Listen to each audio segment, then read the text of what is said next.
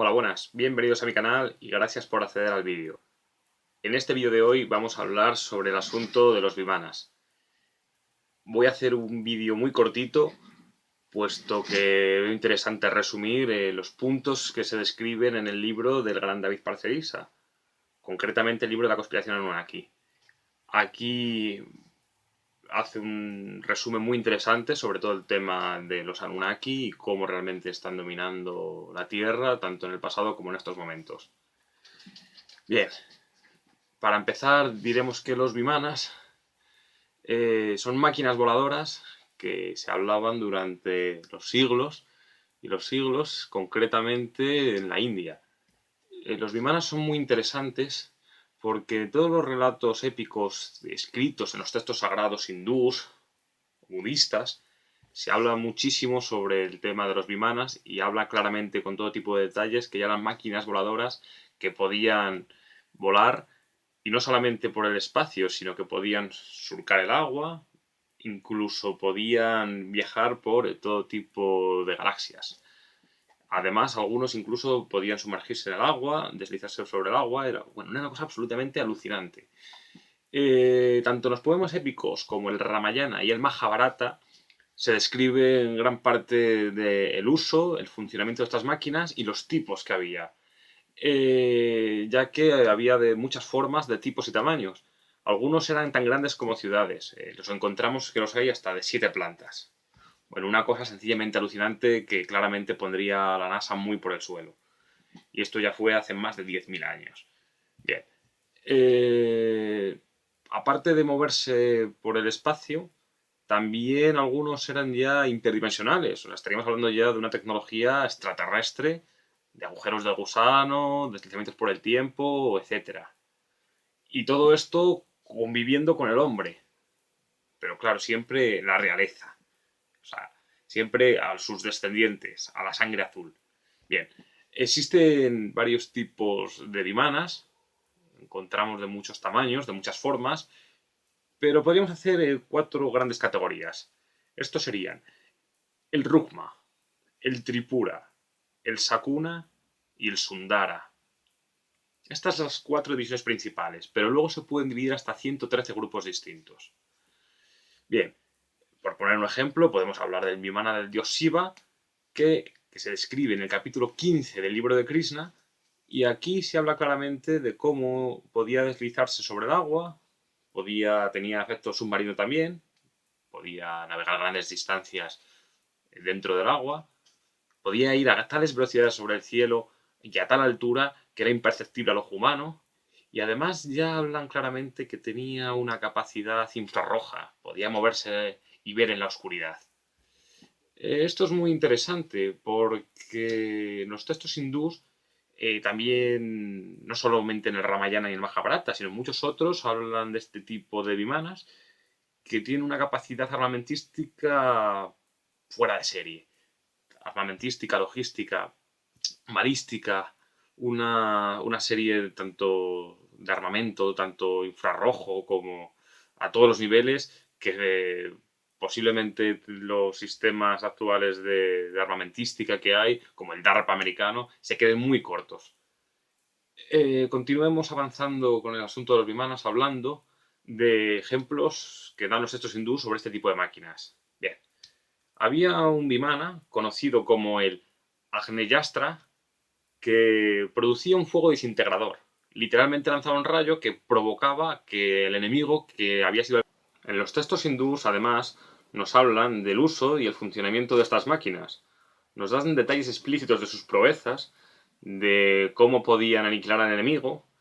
Y en el libro de Krishna, por ejemplo, nos hablan de ciertos vimanas, como puede ser el Agneyastra, que narra cómo éste emitía un fuego desintegrador que al alcanzar al enemigo sencillamente lo reducía a cenizas.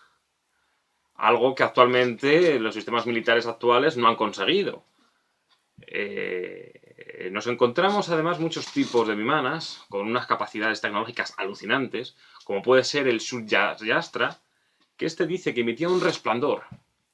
Ese tipo de destello, al impactar contra el enemigo, lo dejaba completamente ciego y vulnerable, claramente, para su contrincante.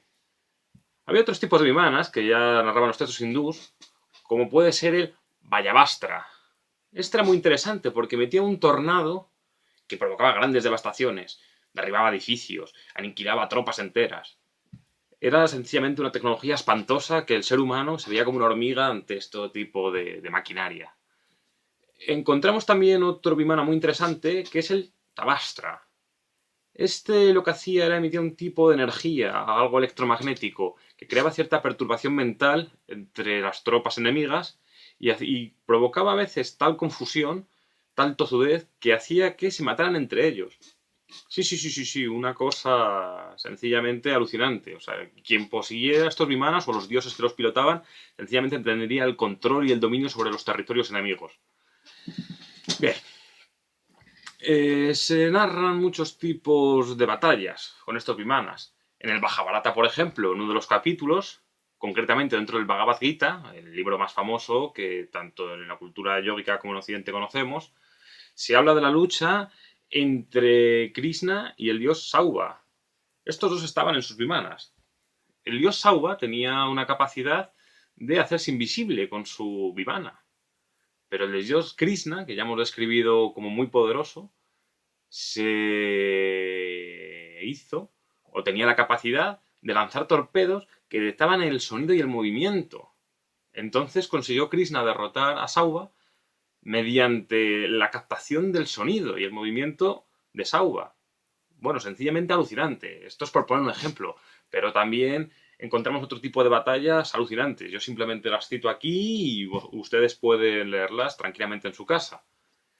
Aparece también dentro de los escritos del rey Boja de Dara, que es concretamente del siglo XI, era un rey indio, y escribió una obra enciclopédica sobre toda la arquitectura india, tanto antigua como moderna, y de sus máquinas. Bien, esta obra se llamaba el Ramarangana Sutradhara.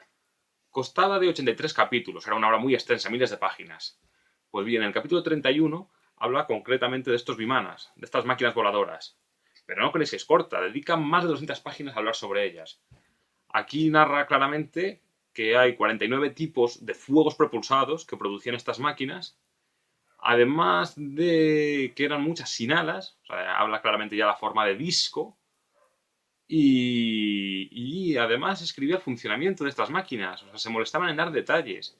Esto nos hace pensar tanto detalle técnico, tanto, bueno, tantas molestias por contar cómo funcionaban, su funcionamiento, que posiblemente no fueran meras fantasías o meras jerigonzas, sino posiblemente que tenga una base de verdad, quizá alucinante, ¿no? Mucho más real de lo que podemos pensar nosotros.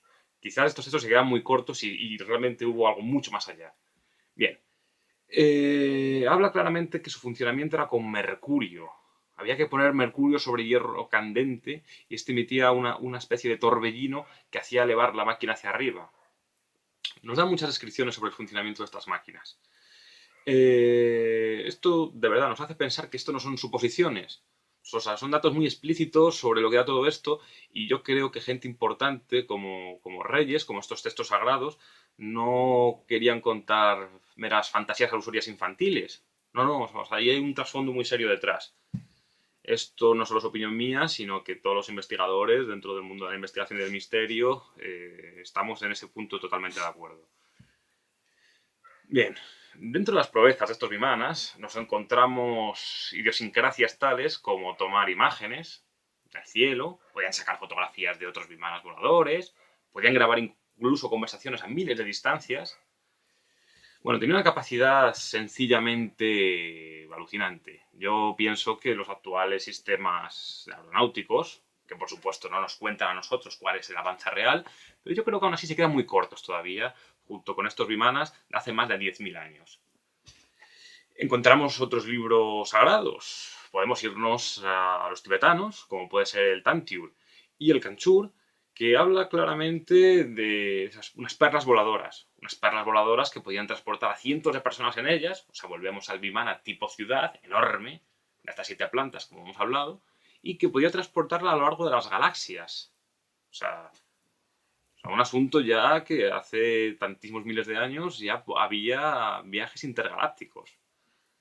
Bueno, En el Ramayana, además, encontramos también otras batallas, su funcionamiento. Da muchísimos detalles al Ramayana. Es un libro muy interesante que yo lo recomiendo y que lo pueden comprar en cualquier librería. Habla claramente del funcionamiento, de cómo con 4 depósitos de mercurio, con un fuego calentado y controlado a una determinada temperatura, ya podía provocar un trueno. Lanzaba truenos como forma de ataque. Bueno, dentro del libro de Krishna también nos encontramos batallas donde hablan de estos vimanas, aparecen estos vimanas, como puede ser la lucha entre la dinastía Salva y la dinastía Yadú. Aquí habla como un gran vimana se interpuso entre medios para aliviar la paz y era un vimana enorme, como una ciudad.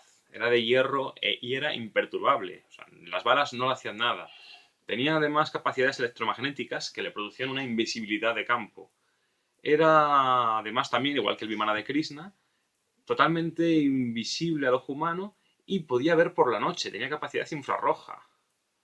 Bien, también en el libro de Krishna se habla como el rey Vaparikuri Basu fue regalado un vimana. Con este vimana podía controlar al pueblo y hacía toda serie de objeciones y lo narra explícitamente, cómo él volaba por el pueblo, veía a su pueblo y lo controlaba desde arriba. Se dan muchos detalles astronáuticos. Yo de verdad insisto, lo he dicho antes, que pienso que esos datos son milimétricos, se ciñen a una realidad que nos querían mostrar de cómo eran esos tiempos y no son ni fantasías ni mitos. Bien, el hombre ya podía viajar por galaxias y esto claramente la NASA es una cosa que diría que es una atrocidad, pero sinceramente ellos saben muy bien que posiblemente esos bimanas dejen su tecnología más que por el suelo.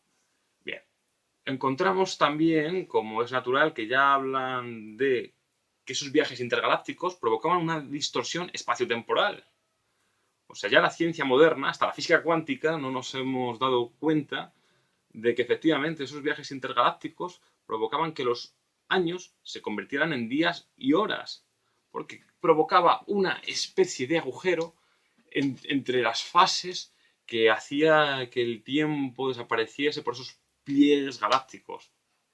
Eso es un tema muy interesante, pero por ejemplo en el Ramayana habla claramente cómo pasaron los otoños como si fuera un corto periodo de tiempo.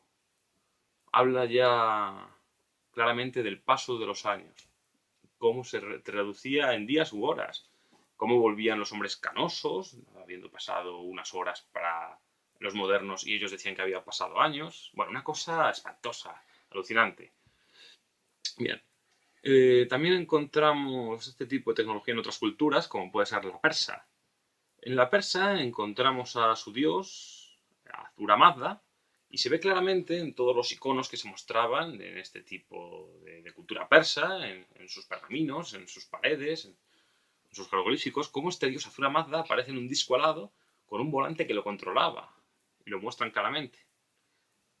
También en la cultura asiria encontramos su análogo, el dios Asur, y también muestra explícitamente cómo este está en una máquina alada, en un disco, y que lo controla claramente, muy parecido al dios Azura Mazda. Bien.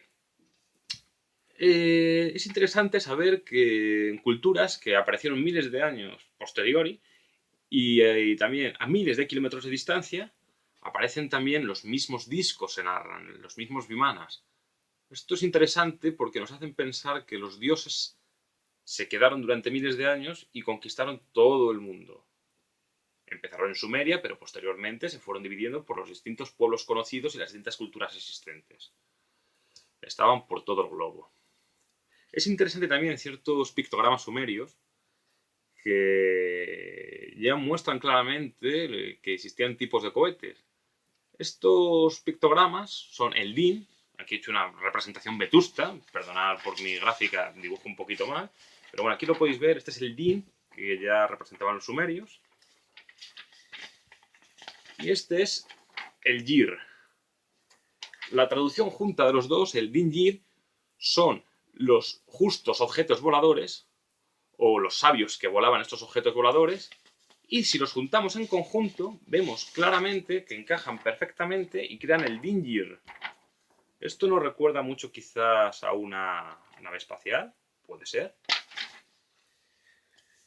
Bien, Además, aquí se observa claramente las 3 fases de una nave espacial con sus 3 secuencias, como ocurre actualmente en los cohetes propulsados.